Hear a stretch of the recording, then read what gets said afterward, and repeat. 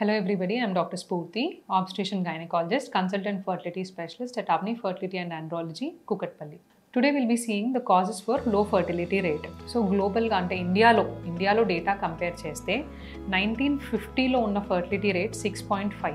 అదే ఇప్పుడు 2021 2022 కి చూసుకుంటే కనుక ఇట్ ఈస్ లెస్ దాన్ 2.1. అంటే ఒక ఉమెన్ తన లైఫ్ టైంలో 1950లో అయితే ఆల్మోస్ట్ ఒక 6 కిడ్స్కి జన్మనిచ్చేలా ఉంది. అదే ఇప్పుడు మాత్రం ఆ రేట్ ఓన్లీ 2.1కి వచ్చేసింది. So drastic difference in total fertility rate. So దీనికి మెయిన్ కారణాలు ఏంటో చూసుకుందాం. ఫస్ట్ వచ్చేసి ఏజ్.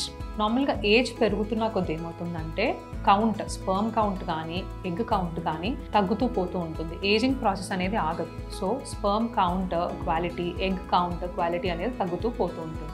నార్మల్గా ఆడవాళ్ళలో పుట్టినప్పుడు 2 మిలియన్ ఎగ్స్తో పుడతారు.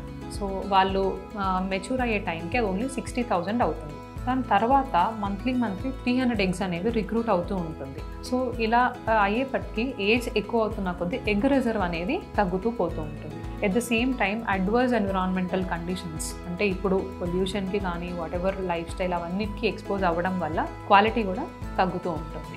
Next time taken to conceive అంటే పిల్లలు పుట్టడానికి ప్రెగ్నెన్సీ కోసం ట్రై చేస్తూ కన్సీవ్ అవ్వడానికి టైం ఎక్కువ పడుతుంది అంటే జనరల్గా they are more prone for infertility. ఇంకా timing and frequency of sexual intercourse. నార్మల్గా మనం ఫర్టైల్ పీరియడ్లో అంటే ఎగ్ రిలీజ్ అయ్యే పీరియడ్లో భార్యాభర్తలు కలిస్తే ప్రెగ్నెన్సీ అనేది వస్తూ ఉంటుంది. సో కొంతమంది కపుల్స్కి ఫర్టైల్ పీరియడ్ గురించి అవగాహన లేక so this is one cause for infertility. ఇంకోటి మన లైఫ్ స్టైల్.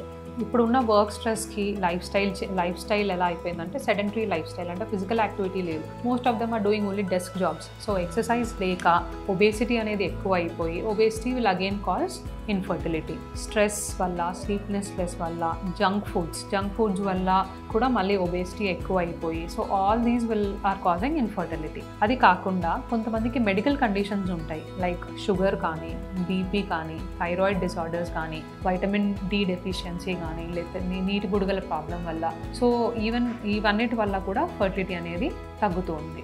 కొంతమందికి ఇప్పుడు ఈవెన్ డ్రగ్స్ కూడా అంటే మనకి చాలా ఈజీగా అవైలబుల్ అవుతున్నాయి కాబట్టి రిక్రియేషనల్ డ్రగ్స్ యూసేజ్ వల్ల కూడా స్పర్మ్ కౌంట్ అనేది తగ్గుతూ ఉంది. స్మోకింగ్ వల్ల, ఆల్కహాల్ వల్ల even these are also causing low fertility rate, అంటే స్పర్మ్ కౌంట్ కానీ ఎగ్ కౌంట్ కానీ తగ్గుతూ ఉంది.